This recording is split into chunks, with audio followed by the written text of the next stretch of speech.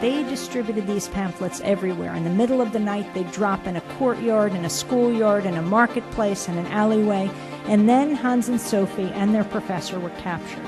They were charged, tried, convicted, and beheaded.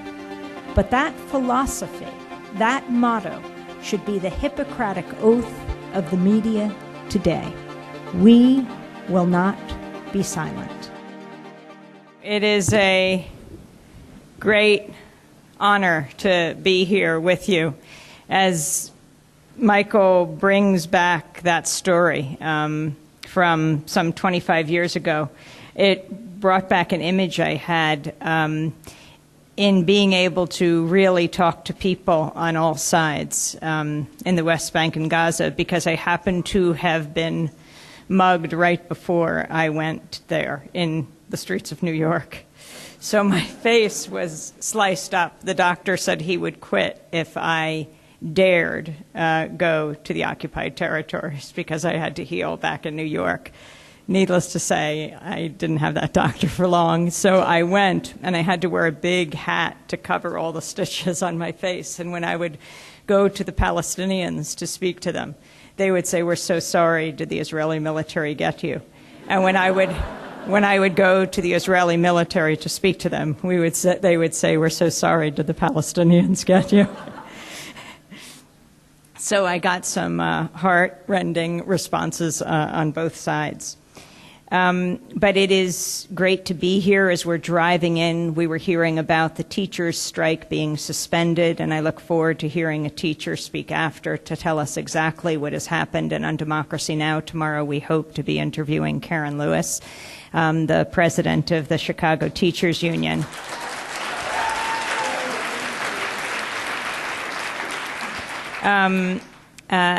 As we travel this country, it is truly amazing everywhere we go. We were in Pennsylvania dealing with the issue of voting rights, the legislation that's being introduced around the country. Legislation has been passed that could lead to the disenfranchisement of close to 1 million people. To show how significant that is, Barack Obama won in Pennsylvania by 600,000 people. This could disenfranchise anywhere between 750,000 and 1 million. And it's not about who you're voting for, but just having the right to vote. Particularly interesting as we traveled from Charlotte, North Carolina, covering the Republican convention first in Tampa and then the Democrats in Charlotte. Because in Charlotte, I went to the Levine Museum for the New South and sort of traveled through a century of history in North Carolina. One of the first places of the lunch counter sit-ins, in Greensboro, the Woolworth sit-in, inspired the Johnson C. Smith Historically Black College and Charlotte students to come to the lunch counters there. That was the civil rights movement at the time. Before that, after Reconstruction, what happened in North Carolina was quite amazing. The progressive forces, African American and poor white farmers were the majority of the state legislature. This so threatened the establishment elite, and this shows the power of the media. The establishment elite that was led by the media in North Carolina, the Charlotte Observer in Charlotte and the Raleigh News and Observer in Raleigh-Durham. The Raleigh News and Observer, the publisher, was the former Secretary of the Navy, Josephus Daniels. And they basically laid the foundation for Jim Crow and forced out this legislature as they started to impose, pushing for the media kind of manufacturing consent, as Noam Chomsky says, for literacy taxes, for literacy tests, poll taxes. And we all know how destructive Jim Crow was. Now, these two newspapers recently took responsibility for what they did. They did an investigative series about how destructive their newspapers were in this, and then issued an apology. This is the power of the media when it is used as a weapon of war. I believe the media can be used as the greatest force for peace on earth, as a forum to find common ground for people to speak for themselves. But that history, quite remarkable in Charlotte. And so then you see these laws that are being passed around the country, and you can't help but think about the poll taxes and the literacy tests. In Pennsylvania, we went from that to the case of Terrence Williams, who is scheduled to be executed in Pennsylvania, the first person in about 40 years who, there were 3 who in that period who did not contest their execution, but for anyone who contested it, there hasn't been an execution in 40 years. He does not, his lawyers admit that he did commit the murder, but that he murdered his rapist. And this has brought together all sorts of forces in Pennsylvania asking that his sentence be commuted, that he be taken off of death row. He's scheduled to die on October 3rd. And finally, we looked at the issue of fracking in Pennsylvania and Ohio and Michigan, a very big issue. And each state is a microcosm. It is so interesting. And the mentioning of Troy Anthony Davis brings us back to a year ago. We're on this 100-city tour. We went back to New York Sunday night and Monday for the first anniversary of Occupy Wall Street, because that was such a pivotal moment of forces coming together of every different stripe. Now, the corporate media use that to attack the protests. And so what do these people represent? Everyone's got a different concern. I actually think that was part of its strength. If there's only one issue raised, they would have just ripped that apart. It was much more difficult, not to mention the fact that they didn't have one appointed leader, but it was so decentralized. But think about that time a year ago. We were just coming off of the summer where 1,200 people were arrested as they made a ring around the Rose Garden in Washington.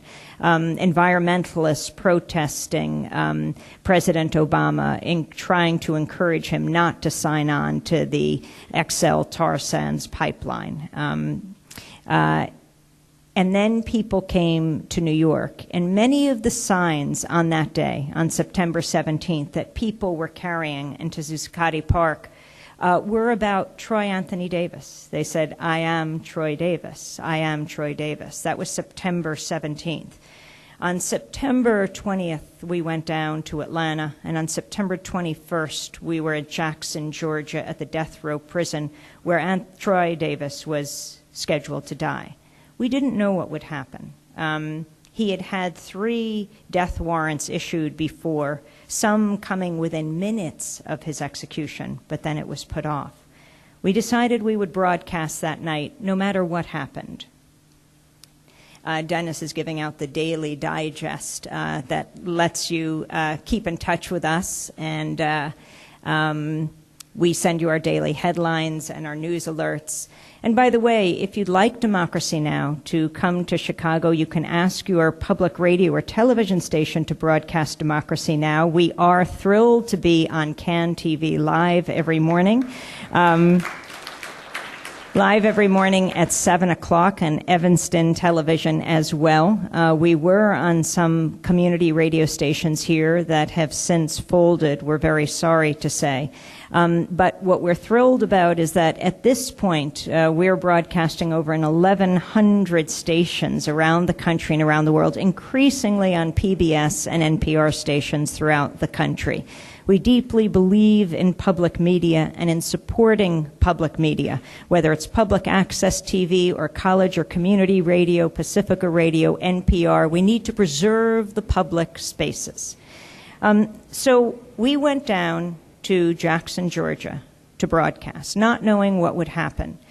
If we could have been in the execution chamber, we would have, because I feel it's absolutely critical to be there on the scene, to broadcast whatever it is that is happening, and then you make your decision about what is done in your name. 150 people were allowed in a protest pen on the grounds of the prison. And then 1,000 people were across the street. Students had marched from Morehouse College and Spelman College holding candles, 1,000 people across the way. The family of Troy Anthony Davis, the heads of Amnesty International and the NAACP were in the protest pen. And when we came up, the group of the Democracy Now! Team, the prison guards said we could not go near the pen, we'd have to broadcast across the way. I looked at the other media, because there were other trucks there, and asked why they weren't asking to come forward. I mean, we weren't going to do a 6-hour broadcast just speaking to ourselves.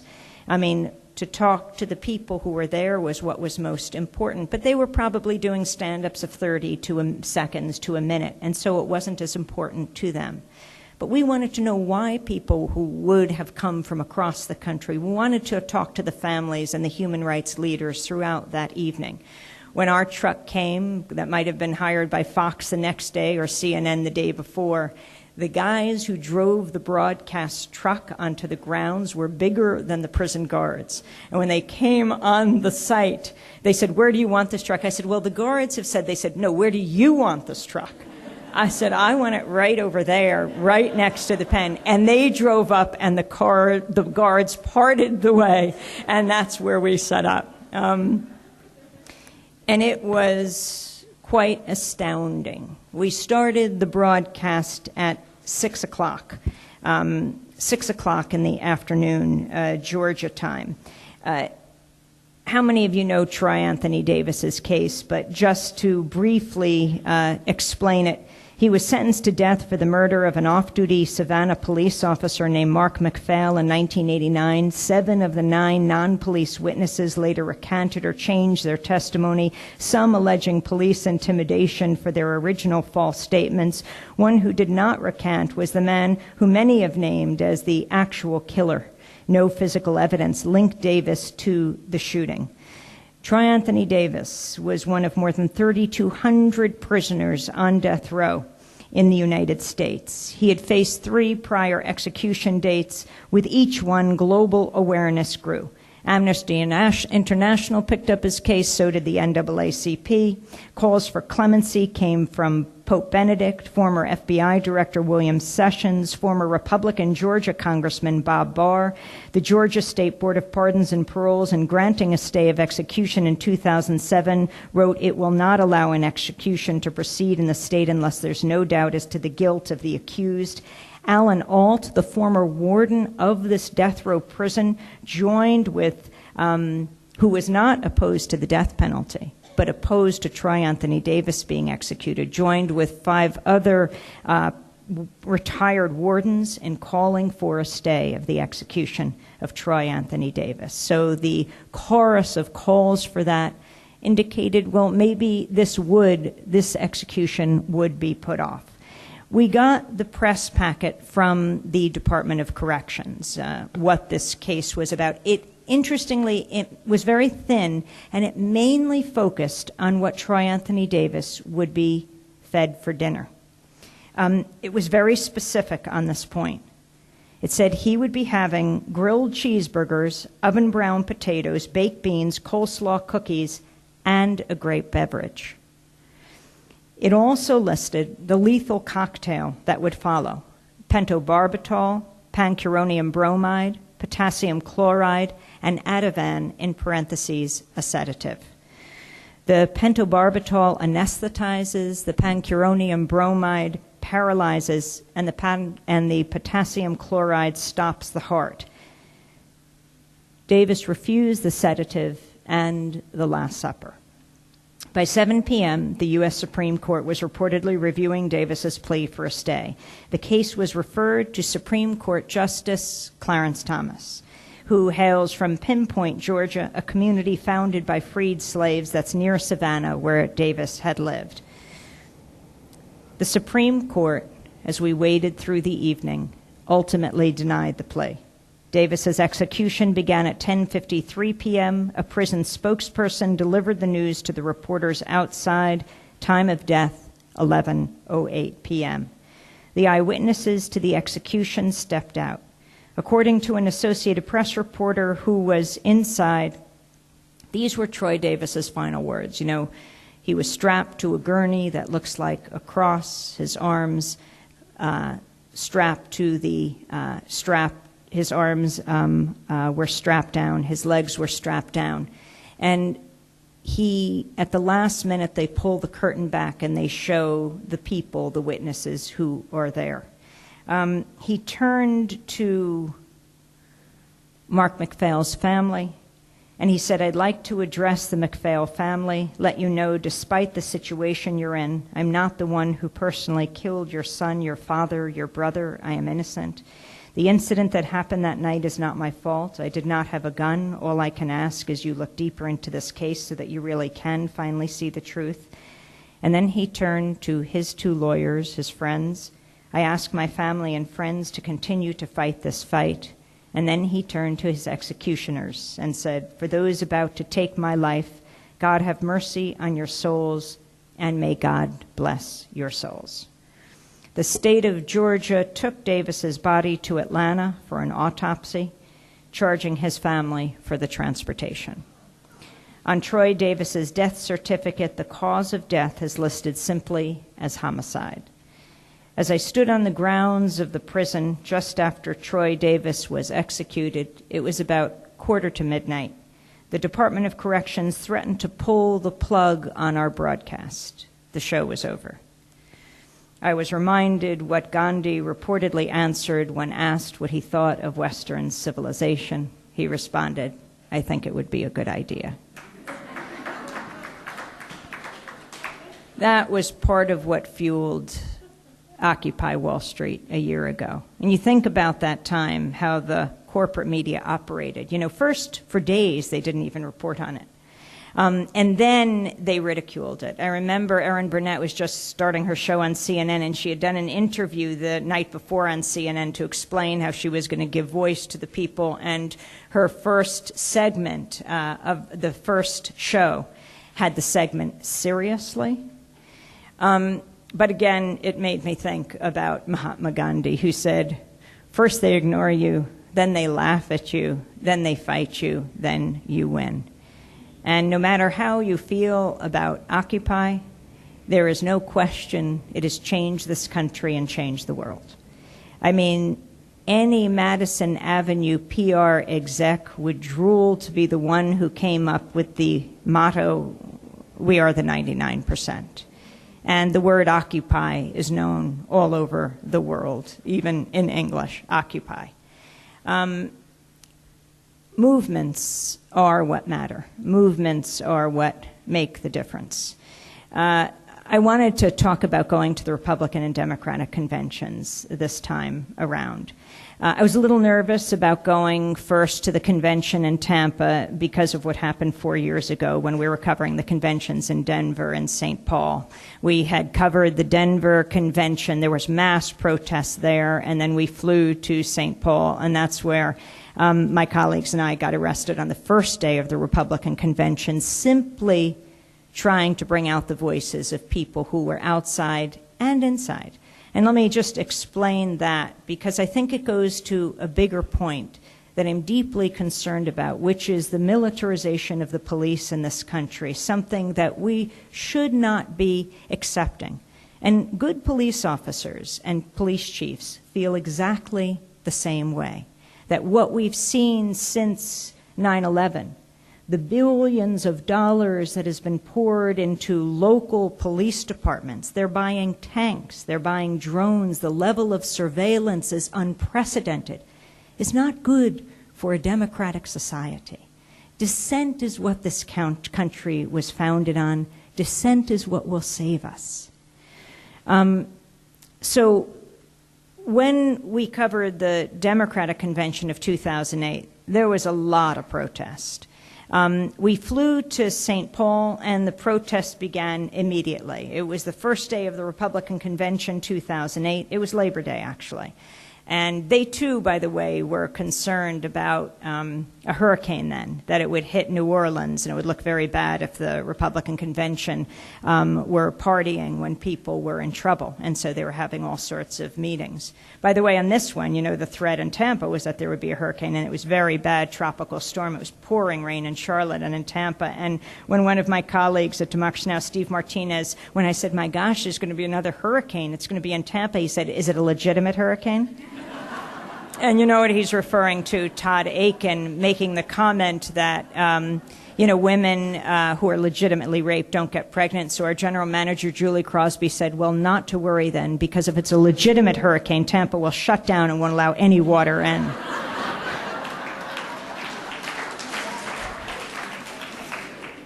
But back in 2008, Labor Day, 10 o'clock in the morning, beautiful blue sky day. Who knows, maybe some of you were there. And there were delegates who were going inside who were also outside, marching from St. Paul City Hall to the XL Convention Center.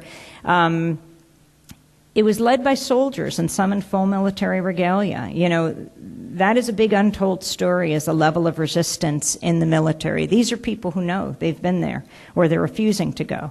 And they were marching. Some had served in Iraq and Afghanistan. Some had served but were refusing to go back. Some had refused to serve at all. And then thousands of civilians of every political party and stripe and age walking behind them. And we were covering this. And then my colleagues went to the TV station to prepare the show, digitize tape. I went to the convention floor to interview delegates from the hottest state, from Alaska. You remember 2 days before Sarah Palin had been announced by Senator John McCain. And so I was there interviewing people, and I got a call from our senior producer, Mike Burke, and he said, come quickly to 7th and Jackson. Sharif and Nicole have been arrested and been bloodied by the police. I said, what are you talking about? They're in the TV station. I just left them. This was a totally peaceful protest outside. He said, just get over there.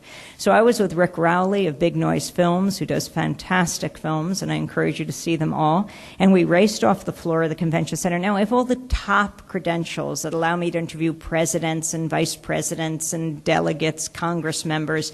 And we're racing off the floor onto the streets. We go to 7th and Jackson. We see the riot police that surrounded the area, but it was fully contained. And I went up to one of the officers and I said, you can see I've just come from the convention floor. I've got all the credentials.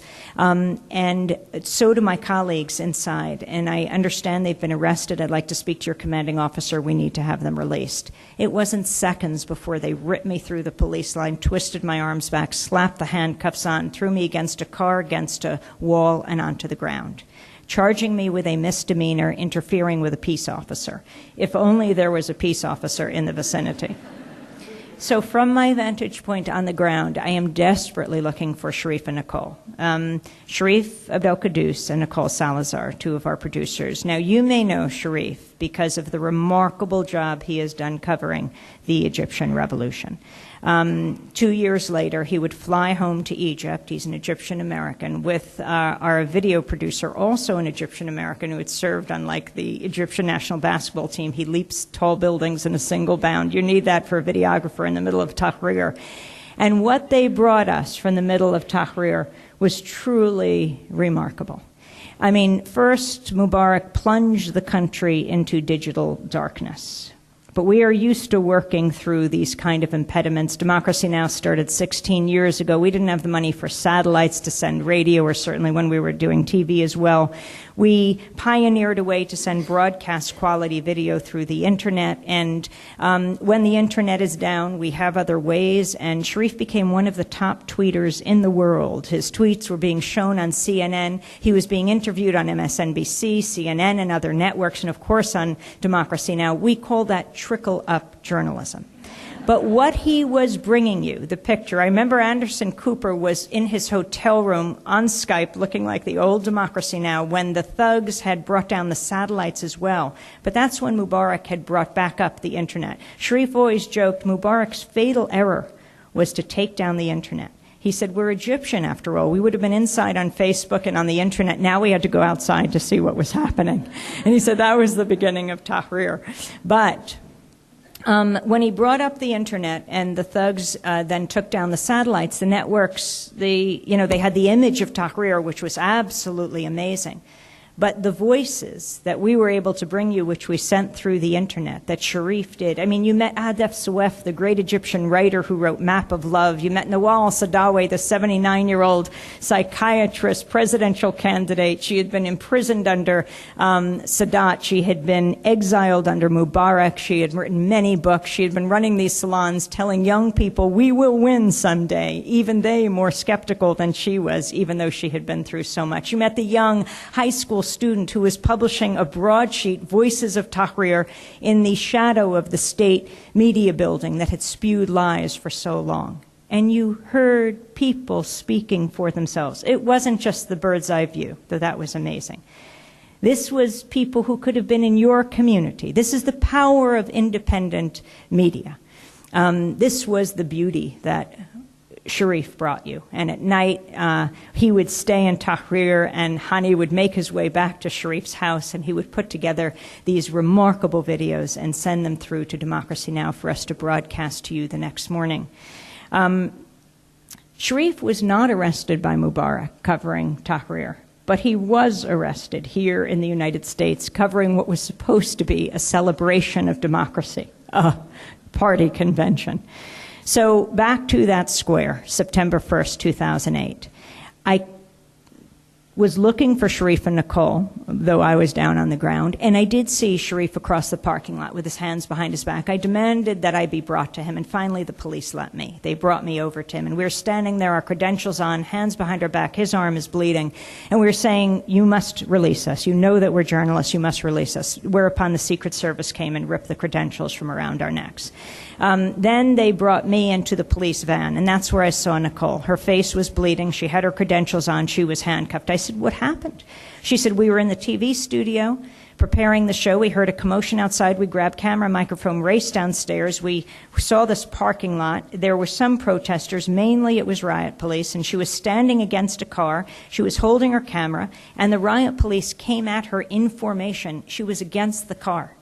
And as they were shouting at her, on your face, she was shouting back, press, press. She hadn't planned to film her own violent arrest, but that's just what happened.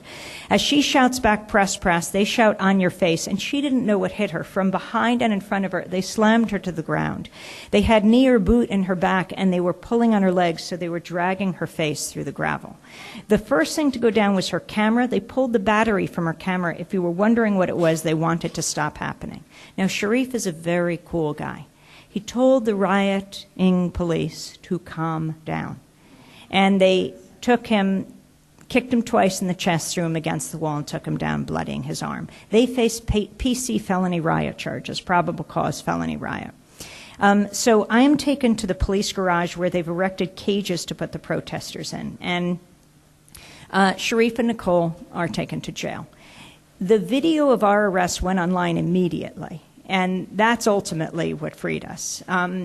Within a number of hours, I mean, the YouTube video of our arrests was the most watched, went viral, most watched YouTube video of the first 2 days of the convention. I didn't know this was happening as I sat next to the cages, but eventually I was released, and then Nicole and Sharif were released. To show what a difference it makes, Sharif was jailed with the AP photographer. And the AP photographer didn't get out when Sharif got out. There were 40 reporters arrested, more than 40 reporters arrested that week. So that night I'm taken to the convention because the networks want to interview me about what happened. And I'm in the NBC skybox, and at the end of the interview, a reporter comes over to me, and he says, I don't get it. Why wasn't I arrested? And I said, were you covering the protests outside as well? And he said, no. So I said, well, I don't get arrested in the skybox either. See, as Woody Allen says, 90% of life is just showing up. You got to get out there. And that's our job. We've got to be on the convention floor, interview the delegates. There are all sorts of disputes and all sorts of different proposals that are being put forward. People are very interesting from all over the country. You got to get into the corporate suites, and I'll talk about that in just 1 minute. See who's funding these parties, the Democrats and the Republicans. And you got to get out into the streets where the uninvited guests are, sometimes thousands of them. They have something very important to say as well. You know, democracy is a messy thing, and it's our job to capture it all, and we shouldn't have to get a record when we put things on the record. So,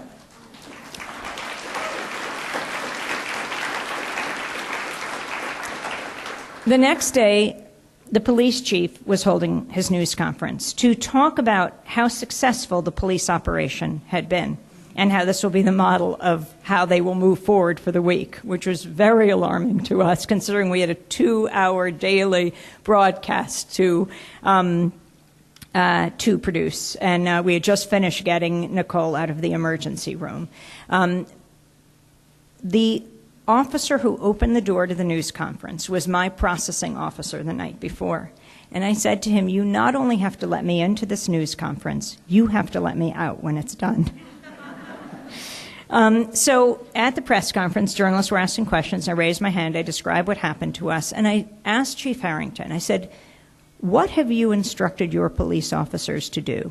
And how do you expect us to operate in this environment? And he said we could embed with the mobile field force, embed with the police mobile field force. Now, the next day I saw a Fox reporter with his Fox baseball cap on in the middle of this moving police organism that's moving down the street.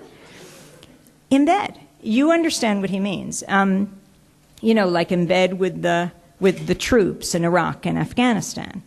I'm not saying reporters who do that aren't brave. They are. But I think the embedding process has brought the media to an all-time low. The Pentagon calls it a spectacular success, but that's why it is such a problem. I mean, when you are sleeping with the troops, eating with the troops, when your life is in their hands, how do you expect you're going to cover a war? Then you have to embed with in Iraqi hospitals and Afghan communities and the peace movement around the world to understand the full effects of war. And the idea that this embedding model is the one that's now brought back to the United States, and we are told that's how we must cover American cities and American politics, it's not acceptable. And it's not just a matter of embedding with troops. The problem is embedding with the establishment in Washington. I would go to these news conferences at the White House and, you know, experience the access of evil, meaning the reporters who trade truth for access. And it's not acceptable. There's a reason why our profession, journalism, is the only one explicitly protected by the U.S. Constitution, because we're supposed to be the check and balance on power. We are supposed to be holding those in power accountable. My brother David and I have written a few books together. The first one's called The Exception to the Rulers. That's what the media should be. That's our motto at Democracy Now!, the exception to the rulers.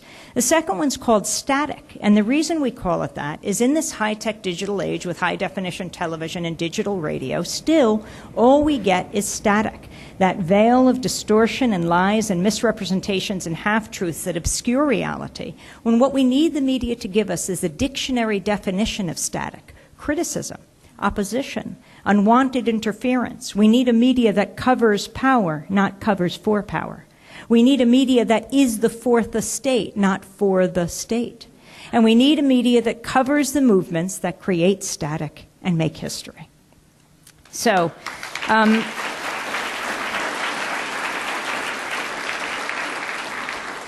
So we sued the Twin Cities Police and the Secret Service, and it took us 3 years.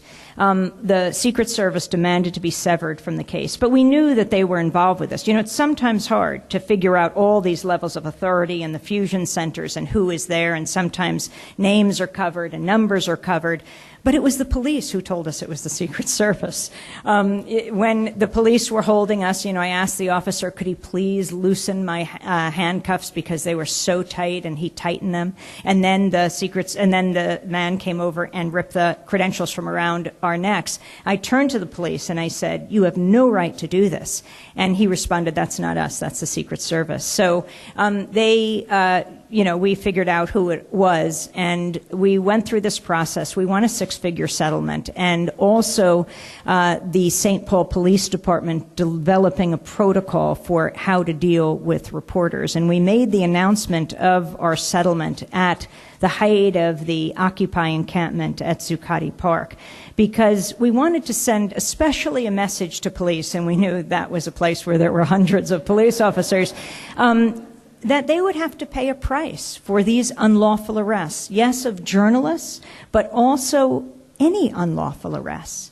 This doesn't increase our national security by any means. And this issue of the militarization of police, you know, we have the Posse Comitatus Act, which I think that people agree is a good thing. We don't want soldiers marching through the streets of the United States. But I feel the way the authorities have gotten around this is by militarizing the police. And you don't have to take my word for it. Norm Stamper, the police chief, former police chief of Seattle, who was pushed out because of what he did at the Battle of Seattle, thousands of people protesting the World Trade Organization, this supranational organization that could overturn the laws of democratically elected legislatures. Like if the Chicago City Council said, not even we will ban GMO foods, but let's say they want GMO labeling. That could be deemed by another country as an obstacle to trade, and they would call it WTO illegal, and it could overturn the laws of the leaders you represent. So people were protesting, thousands of them. French farmers, high school students with their teachers, environmentalists, union leaders, everyone came together in Seattle. You may remember it was the second term of President Clinton. Madeleine Albright was weeping in a room because the tear gas was coming under the door. And President Clinton had to come in the middle of the night because of the mass protests, and hundreds of people were arrested, hit with rubber bullets, even as the police were denying it, and CNN was repeating the denials. This is when indie media really blossomed. IndieMedia.org got more hits than CNN.com, just showing the pictures of the rubber bullets. And it was Norm Stamper who says this was the greatest mistake of his career, and he's now one of the greatest spokespeople for demilitarizing the police, saying we are separating ourselves, the police officers are, from people that could be their neighbors, their daughters, their cousins, their people they know. And they're not only moving in with, plastic masks, they're moving in with full body shields, pushing like a wall against people who they may even agree with. And he said this is not the way to deal with dissent in America today. Interestingly, we had Chief Stamper on when we had a spokesperson for the Police Foundation on, because that spokesperson had organized a conference call with something like 18 police chiefs of this country to deal with Occupy, as they were sort of eviscerating the encampments. And the spokesperson said, I want to say what an honor it is to be on with Chief Stamper because we use him as a model. And Norm Stamper said, no, don't use what I did at the Battle of Seattle as a model. Use me as a reverse model. This is not what I feel serves America today.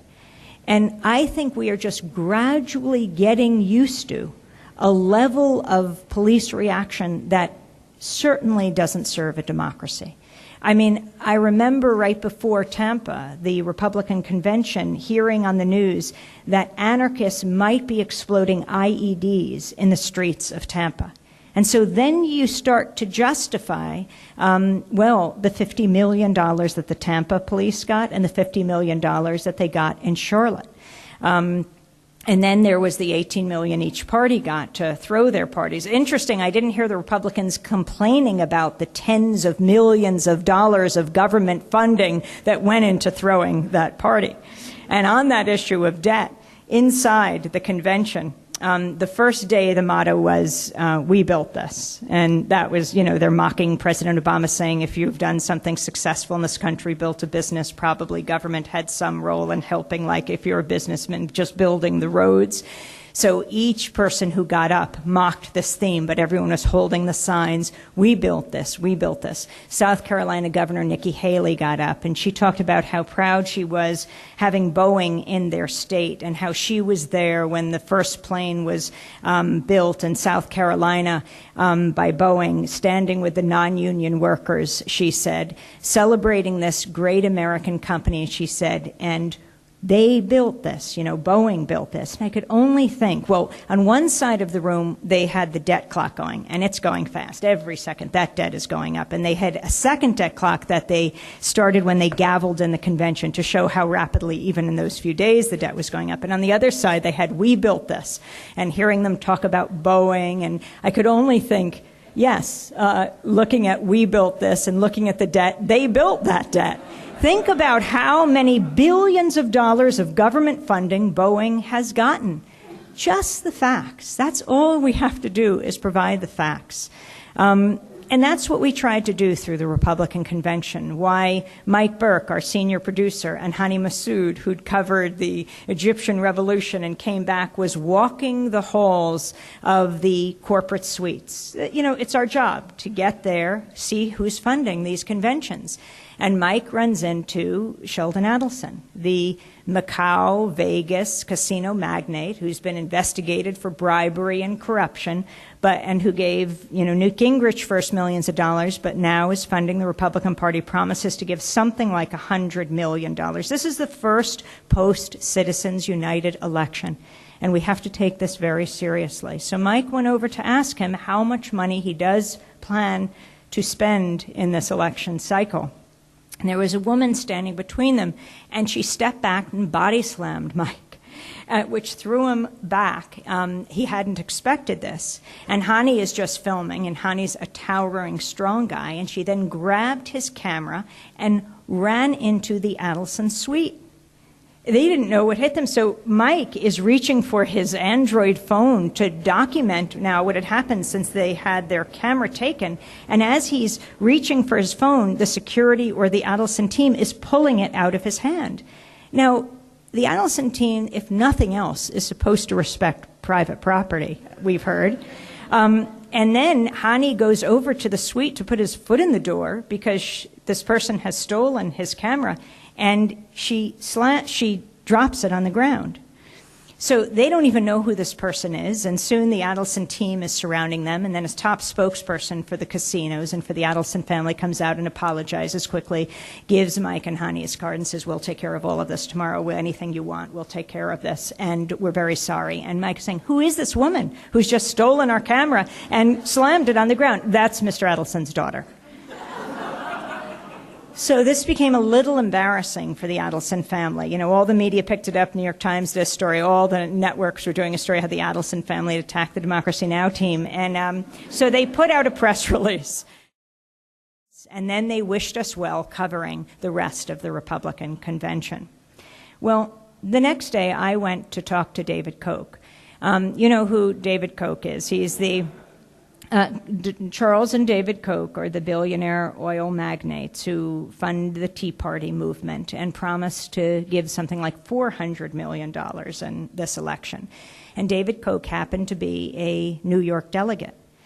So this is a little like what the Tampa Convention Center looked like. And New York was right over there, and there was an aisle between them. And right there was Wisconsin governor. This was Wisconsin. Utah was over there. New Hampshire was over there. New York is right there. So I go over with our cameraman, John Hamilton, to interview Mr. Koch. And he is a tall man. A towering man, but he was sitting with other people, other delegates from New York. And I went over to ask him, Mr. Koch, are you concerned that unchecked concentrated wealth will subvert democracy? And this was the question. But immediately everyone around him stood up like a stand of trees that grew up in seconds, except for him. Now, when we tried to get the image of him on the Democracy Now! Website, all you see, he's a towering man, but he was cowering behind everyone. You only see his eye looking up. And everyone was there to protect him from any questions. So I asked the man who had stood up next to him, who, reading his name tag, was Ed Cox. And Ed Cox is the chair of the New York Republican Party, and he is the son-in-law of the late President Richard Nixon, married to Tricia Cox, his daughter. And I asked Mr. Cox, are you concerned that unchecked concentrated wealth will subvert democracy? And he said no. So then I moved on up and down the aisle to ask other people questions. And I knew that aisle very well. Well, the night of the Mitt Romney address, the most important address of his political career, we were in the New Hampshire delegation talking to people. The big mystery speaker has made his speech, right? Clint Eastwood, totally remarkable. Delightful in the fact that it was the only unscripted moment. When he brings out this chair and says, it's clear it's Obama he has sitting in there, the invisible president, the underlying racism of this, Ralph Ellison's Invisible Man. But then goes on to talk about Guantanamo, how President Obama had promised to close Guantanamo, and yet he hadn't done it. Now, a lot of people would agree with that, except I didn't expect to hear it from the stage of the Republican convention. And then he went on to talk about how Obama was presiding over the longest war in U.S. history in Afghanistan. A lot of people would agree with that critique, and that Mitt Romney would pull the soldiers out the next morning. But again, from the floor of the Republican convention, I'm sure there was no one more shocked than Mitt Romney to hear this speech. And when that was over, then Mitt Romney comes out, and he was making his entrance from the back. We didn't know where he would be, and you see it on the big jumbotron on the stage. And you see, he's coming from the back. You can't see there are thousands of people, but you see him. And as I'm looking, I am realizing, oh my gosh, he's coming down the path of the New York delegation, because I recognize Orrin Hatch's sneakers. I've interviewed all these guys so many times now for 3 days. In that aisle, I had bumped into Abe Lincoln. I am not kidding you. The day before, the guy who looked exactly like Abe Lincoln? He was a Missouri delegate. His name was George Engelbach. And he served with Todd Aiken in the state legislature. But he looked exactly like Abe Lincoln. He was wearing a top hat. All the media had interviewed him, but I realized he was a delegate, so he was worth talking to. And I went up to him and said, Abe Lincoln, what's happened to your party? But then I said to him, oh, well, you're a colleague of Todd Aiken's. He said, yes, I served with him in the state legislature. And I said, what do you think of what he said? And he said, I think he should be forgiven for misspeaking.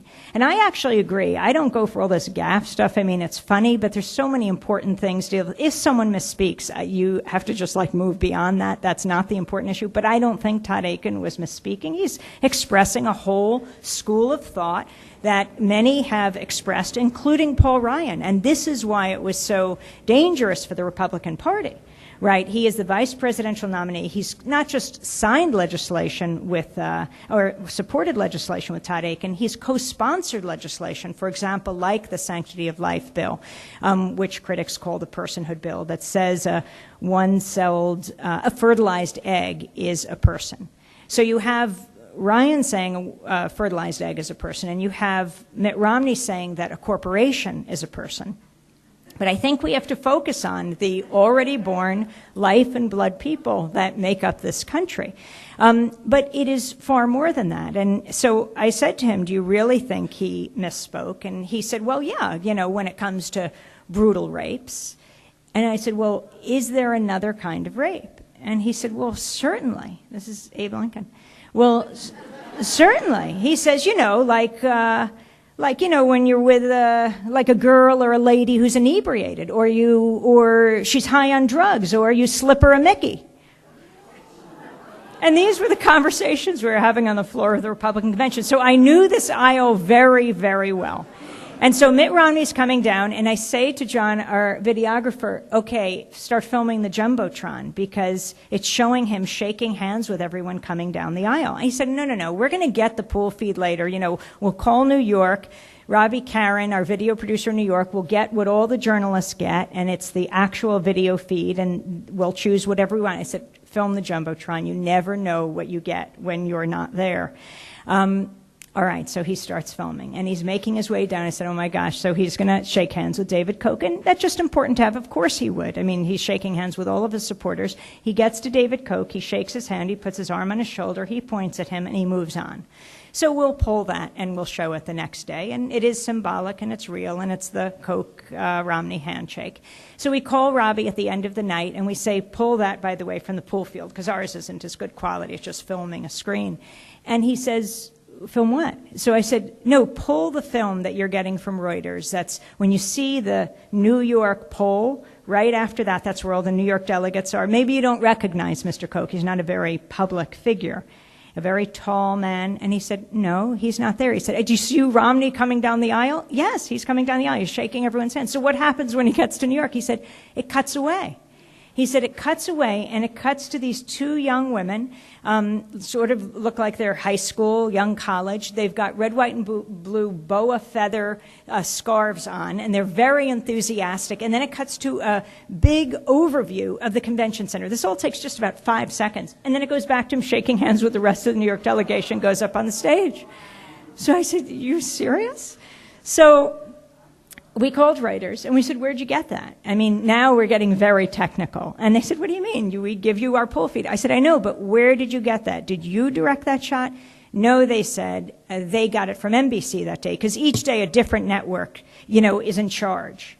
So that all the networks are not making a mess of things. You get one network, and they give it to everyone.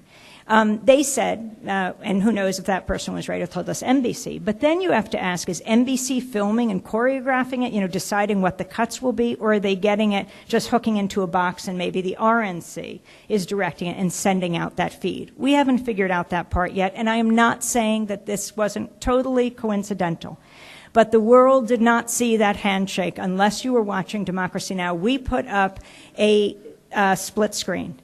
We showed Mitt Romney walking down the aisle, shaking hands with Mr. Koch and putting his arm around him. And we showed at the same time what the rest of the world saw, and millions were watching. Just as he comes up to Mr. Koch, it cuts away to these two young, enthusiastic women, wherever they were on the convention floor, a special close-up shot on them, and then a big shot of the convention, and then right back to the delegation as he went up on the stage. So if you want to check out the Koch-Romney handshake, go to democracynow.org. So we spent our time following the money. At the Democratic convention the first day, it was also quite something. It was pouring rain in Charlotte. I talked about Charlotte being this historic center of civil rights with the students marching on the lunch counters in 1960. What was that, like half a century ago?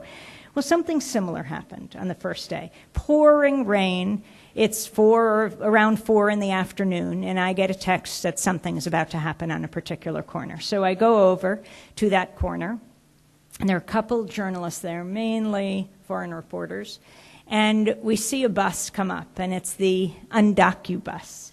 And it's covered with butterflies. It's very brightly colored. And young and old get out of this bus. There were about 40 people who had come from Phoenix, Arizona, undocumented immigrants who were protesting the lack of a rational immigration policy in this country. They got out of the bus, and there was Marie Carrasco, who we had interviewed the day before on Democracy Now!, and she was with her husband and her daughter. There was another young woman with her mother. Now it was families. And they, it looked like, would be about to be arrested as I saw the police quickly moving in. But they start moving fast, and they're saying, no papers, no fear. No papers, no fear. But as they get out of the bus, they're very enthusiastic. And I'm speaking to Mari, and I'm speaking to Rosie, and a well-known pundit on the networks comes up to me, and he says, what's going on here? I said, well, it looks like these undocumented immigrants, something's going to happen. It looks like they're probably going to get arrested. What do they have to say? And I said, well, why don't you ask them? They're right here. I was interviewing Rosie Carrasco. And he says, you just tell me quickly. And he's taking out his notebook. He says, tell me what they're saying. So I said, Rosie, would you tell this gentleman why you're out here? And she said, because I want to know what kind of legacy President Obama wants to leave. Does he want to be remembered as the president who deported more immigrants than any president in U.S. history? Or does he want to be on the side of the immigrant, she said. And suddenly this pundit is writing this down in his notebook. Why it takes so much to get these pundits on all the networks. There's a small circle of them. They know so little about so much, explaining the world to us and getting it so wrong. Just open the microphone, point it in the direction of the people who are making history. But hopefully he walked right off into his network chair and he maybe said something about this protest. And then they moved quickly, and they moved to the gates of the Democratic Convention. And they unfurled a banner that they all sat on. The rain was pouring down and the police were pouring in. This banner said, "No papers, no fear," and it had a huge butterfly on it. And I asked one of the women, "Why a butterfly?" And she said, "Because butterflies know no borders. Butterflies are free."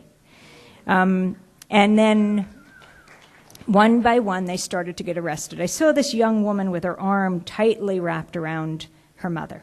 And I said to her, "I bet you would qualify for this reprieve of President Obama, you know, the kind of executive order done through the Department of Homeland Security that says people 31 years or under who are immigrants who meet certain criteria and can get a reprieve of deportation and work or go to school in this country. I bet you're one of them." We just learned today, I think, that they won't be able to get health care or anything, health coverage.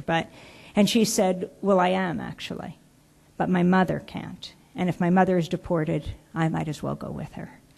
And so one by one, they got arrested. Rosie and her husband, Martin Nzueta. I asked him, "Why are you getting arrested?" They were getting arrested with their daughter. And he said, "I have paid taxes in this country for 18 years, which is more than Citibank can say," he said.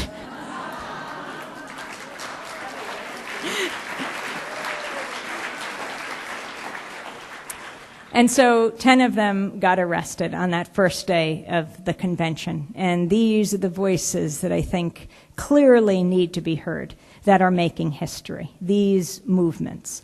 That brings me back to November 2008 as we move into this election year, and especially being here in Chicago. President Obama. You know, I think in November of 2008, the world heaved a sigh of relief when he was elected. I mean, no matter your political persuasion, it was historic. The first African American elected in a country with a legacy of slavery. And the question is what happened after that, because the movements that came together to elect him, the anti-war movement, for example, I mean, I think that's why Senator Obama became President Obama. Very few differences between him and Hillary Clinton, except that she voted for the war in Iraq, and she held on to that to the very last second when she saw she was going down. Then she said, "Maybe I kind of made a mistake." But he had opposed that war. He never said he opposed the war in Afghanistan. I mean, all the different movements, the anti-war movement, the environmental movement, the gay and lesbian movement, all of these different movements that came together. But now the community organizer in chief became the commander in chief. And where did that leave community organizing in this country? Now, the good thing is parents all over this country could say to their kids, maybe you could be a community organizer too. But, so what happens then? President Obama makes a lot of very important promises, like to close Guantanamo, which he doesn't do. He then presides over the longest war in U.S. history, and it hasn't ended. More whistleblowers have been charged with espionage than under all presidents combined under the Obama administration. And these are high-level guys within the National Security Agency who are deeply concerned that this agency, that is a number of times larger than the CIA, is spying on the American people. Go back to 2008, the Denver Convention. I remember this well. It was about a year or months before the convention. Remember when the telecoms, Verizon and AT&T, were caught spying on the American people?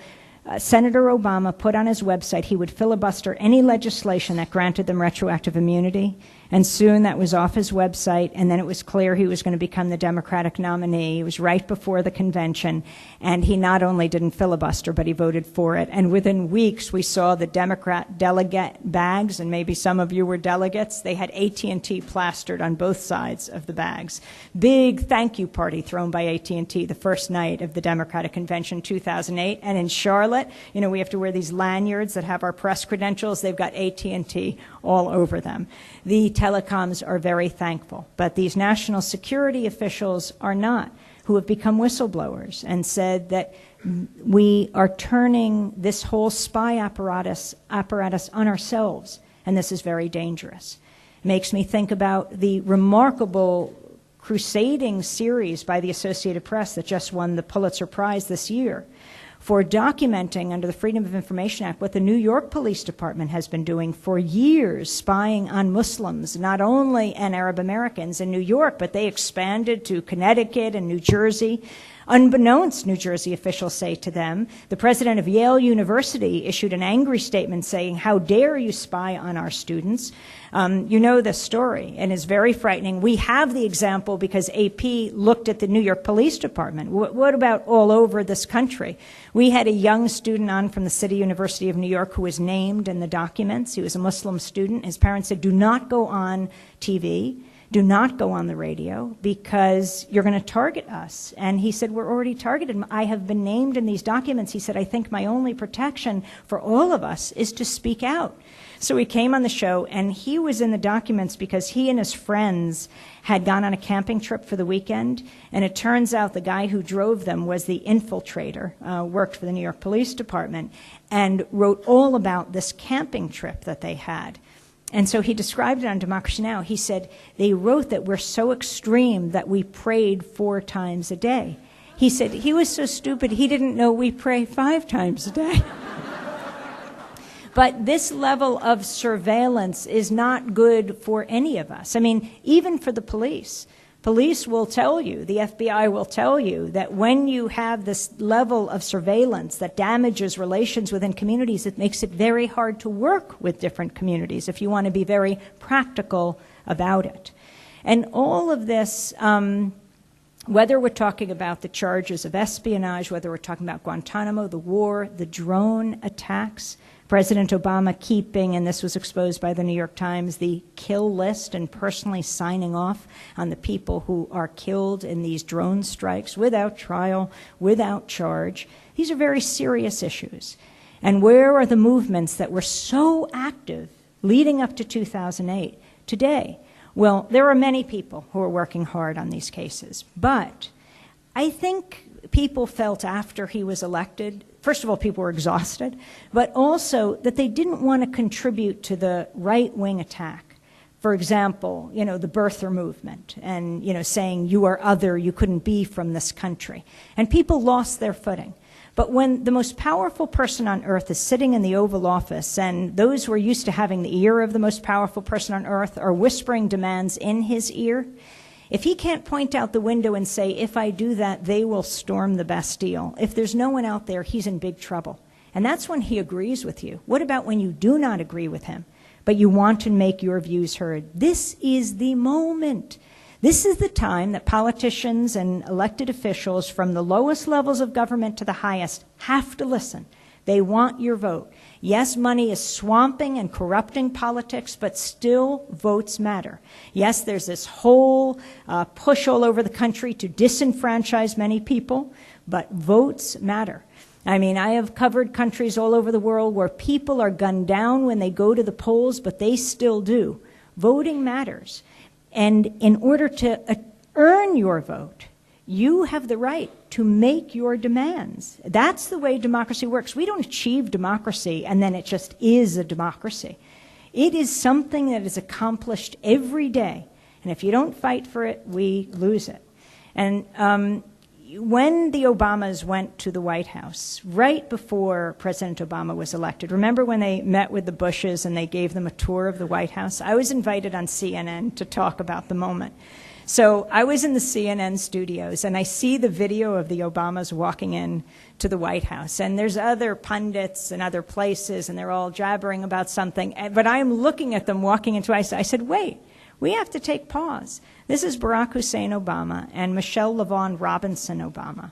And they are about to live in the White House. Michelle LaVaughn Robinson Obama is the descendant of slaves, which means their daughters, Malia and Sasha, the descendants of slaves, are about to live in the White House, the most famous house on earth that was built by slaves. Let's just take pause. And it made me think of a house a couple hours from the White House on the eastern shore of Maryland. We're going to go there again soon on this tour. That's where Frederick Douglass was born. Frederick Douglass, the greatest abolitionist of all time, great organizer, who, said power concedes nothing without a demand. It never has and it never will. Certainly something President Obama understands well. And he was enslaved as a youth and a teenager. And it might not surprise you to know he was a troublesome slave. So he was handed to a man named Ed Covey, who was called a slave breaker. His property was called Mount Misery. He tortured Douglass, he beat him, but Frederick Douglass fought back, escaped, went north, and changed the world. That property, Mount Misery, is owned by Donald Rumsfeld today. He bought it when he was Secretary of Defense in 2003 to be near his close friend, Vice President Dick Cheney. Mount Misery is Donald Rumsfeld's vacation home. And when I heard this, I was stunned, and I thought, I have to really go and see if this is true, or is this apocryphal or something. I'm a journalist, I have to see this with my own eyes. So Dennis and I headed down to St. Michael's, to the eastern shore of Maryland. And, I should say in New York, I like this little independent coffee house. And on the outside of it, it's this old red brick building. It says that David Ruggles, born a free black slave, had a printing press here, and Frederick Douglass, when he came north, took refuge here. Frederick Douglass, who started the North Star newspaper, very interesting. David Ruggles, Frederick Douglass, saw the media as their form of liberation, their form of emancipation, because information is power. And so as we drive into St. Michael's, I think, I have no idea where Secretary of Defense Rumsfeld lives, and we were in a rush. I had to speak in Washington, D.C. So I see an organic coffee shop, and I think they will tell the truth. So we go inside, and they say, what would you like? I said, I'd like to know where Secretary Rumsfeld lives. They said, oh, just go down the road, and you'll hit Mount Pleasant Road. Don't go down that road. Make a right and another right, and you'll go down the road, and you'll hit Mount Misery Road. Go down the road, and that's where he lives. So we're on to something, right? So we don't go down Mount Pleasant Road, and we make a right and another right. It seems we couldn't go right enough. And then we start to see the black tinted windows of the Secret Service SUV, and we know we've arrived. So I get out, and I pull out my little video camera, and I'm zooming in as they are zooming out. And I'm thinking, does Secretary Rumsfeld know the significance of this place? And sure enough, as I'm zooming in, I see that there is a stake in the ground right next to the driveway that says Mount Misery. So then we head off to this ancient black church, and it's Sunday morning. Folks are gathered in the sanctuary, and I ask a woman, could you talk about the historic nature of this place? You have Frederick Douglass born here. He was then tortured and beaten at Mount Misery, and now Secretary Rumsfeld owns Mount Misery, and he's known for torture. I mean, what do you think of all this? And she said, I can't comment right now. We're in church. So from Mount Misery to Mount Hope, I was speaking in Rochester, New York, and Mount Hope Cemetery is near there. And a young student came up to me after and said, can I take you to Mount Hope Cemetery? I'd like to show you Frederick Douglass's tombstone. And I said, well, I'm heading to Denver. It's in the middle of a snowstorm. I'm leaving at 6 in the morning. She said, I'll meet you there at 4. So I go over, and she's covered in snow in her parka. And we walk to this tombstone, and she brushes off the snowflakes. She says, let me show you one other tombstone. Oh, my gosh, I'm going to miss my plane. Please. Okay. So we go to the other side of the cemetery, and it's the tombstone of Susan B. Anthony, who's buried next to her sister. And I told the story at Wesleyan in Connecticut, and a woman said, and did you go to Susan B. Anthony's house? Because next to it is not a statue of generals, but a statue of Susan B. Anthony and Frederick Douglass having tea together. See, they were not just allies, they were friends.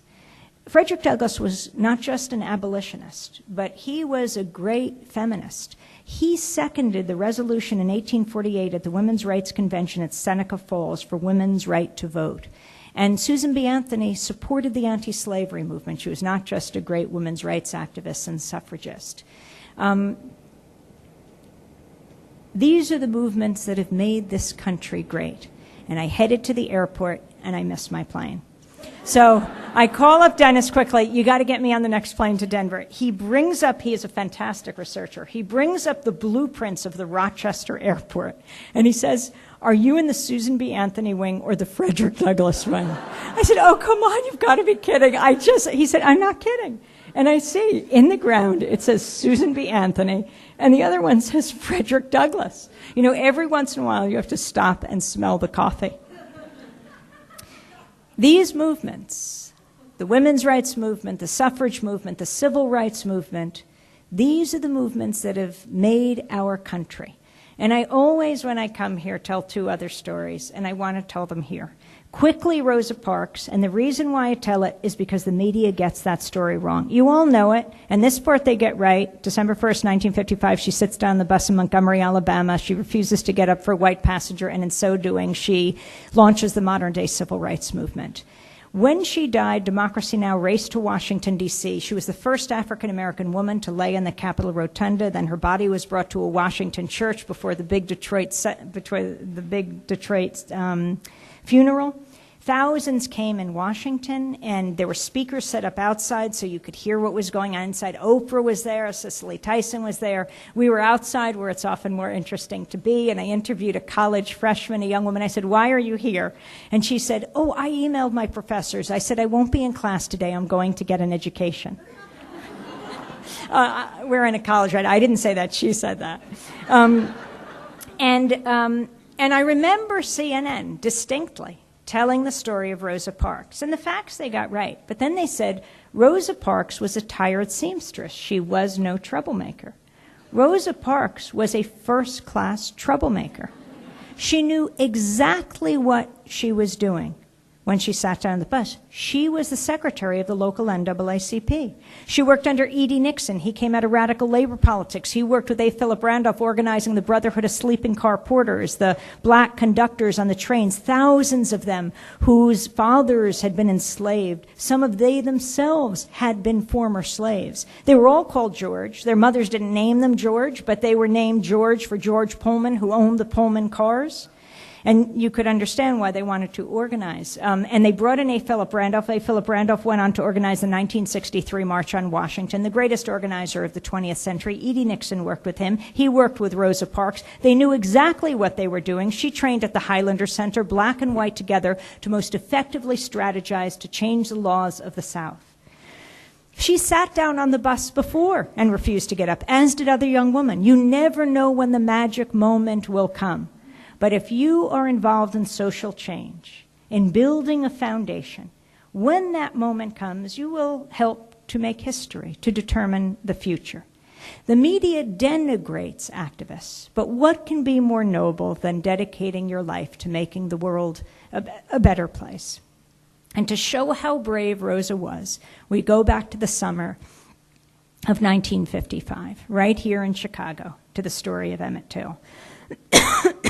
The 14-year-old African-American boy whose mother, Mamie Till, sends him to Money, Mississippi to get out of the city for the summer, to be with his aunt and uncle and cousins. And he's ripped out of bed in the middle of the night by a white mob. They said he wolf whistled at a white woman.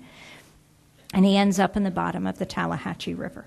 When his body was dredged up and sent back here to Chicago in a box, his mother, Mamie Till, did something incredibly courageous. She said she wanted the casket open for the wake and the funeral. She wanted the world to see the ravages of racism, the brutality of bigotry. Thousands of people passed by his casket and saw. And then Jet Magazine and other black publications took photographs of his distended, mutilated head. And they were actually published, and they were seared into the history and consciousness of this country. Mamie Till had something very important to teach the press of today. Show the pictures. Show the images. Could you imagine if for just 1 week we saw the images of war every day on everyone's Facebook wall, only talking about war? Every tweet, every above the fold, surviving newspaper, a photograph and a story about a soldier dead and dying. Every top of every radio and TV newscast about a baby dead on the ground, or every single email written about a family may be killed by a drone attack, or a woman with her legs blown off by cluster bombs. For just 1 week, Americans are a compassionate people. They would say, no, war is not the answer to conflict in the 21st century. And I just want to end back at the Egyptian Revolution with a young man named Karim Amr, who was imprisoned by Mubarak for 4 years for blogging against the state. He got out in Tahrir, and he was there. And then we heard, it was a few days before Mubarak was forced out, that he disappeared, that Karim Amr had disappeared, and that he had been walking away from the square and then no one saw him again. So Dennis and I were writing the column that week, and Dennis looked at Karim's blog. I was texting Sharif and saying, what happened to Karim Amr? And the blog is dedicated to Hans and Sophie Scholl. You know who Hans and Sophie Scholl are. They're the brother and sister in World War II who, together with their professor in Germany, thought, what can we do in the face of the Nazi atrocity? They weren't German Jews, they were German Christians, but they thought the best we can do is to get out information so the Germans will never be able to say we didn't know. They, together with their professor, other students and workers, formed the White Rose Collective, and they put out this series of pamphlets. And on the 4th pamphlet was written the words, "We will not be silent." They distributed these pamphlets everywhere. In the middle of the night, they'd drop in a courtyard, in a schoolyard, in a marketplace, in an alleyway. And then Hans and Sophie and their professor were captured. They were charged, tried, convicted, and beheaded. But that philosophy, that motto, should be the Hippocratic oath of the media today. We will not be silent. Democracy Now!